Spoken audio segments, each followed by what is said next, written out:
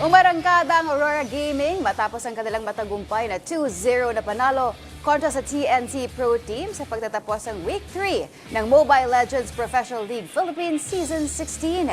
Ang kabuang detalye alamin sa ulat ni teammate JB Junio. Wala na siyang shadow. May shadow kill pero makiklear pa niya ang minion wave tower lock para sa Aurora. Nagpasiklab ang Aurora Gaming sa kanilang mainit na bakbakan kontra sa TNT Pro Team sa isang malinis na 2-0 sweep. Pinangunahan ni Dylan Light Katipon ang Aurora sa series matapos magpakita ng malakas na rotation at team fights na nagbigay daan para tuluyan ng ibulsa ng koponan ang panalo. Nasa tuktok na ngayon ng standings ang Aurora Gaming. Hawak ang kartadang 4 wins with 1 loss. Sa panalong ito, ibinahagi naman ng kanilang MVP Romer ang sikreto sa pagiging versatile sa pagpili ng hero. Pinapakan ko lang yung love sinuggest ko kasi goods talaga sa pick pero depende pa rin talaga. Sabi ko kay coach para madagdagan unique hero pick ko. Ayon naman kay head coach Aniel Master the Basics Giandani, bagamat sila ang nangunguna sa standings, naniniwala pa rin si Coach MTB na hindi pa ito ang prime condition ng koponan.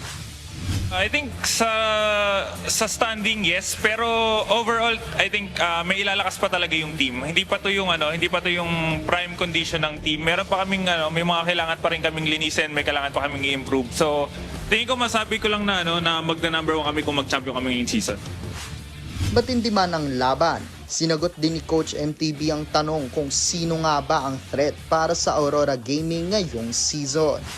I think yung dalawang pa rin, defending champs, yung Onyx tsaka yung TLPH. Sila pa rin talaga yung matagal nang magkakasama and sobrang buo na yung chemistry. So pagdating ng playoffs makikita pa rin natin na kung paano talaga sila maglaro.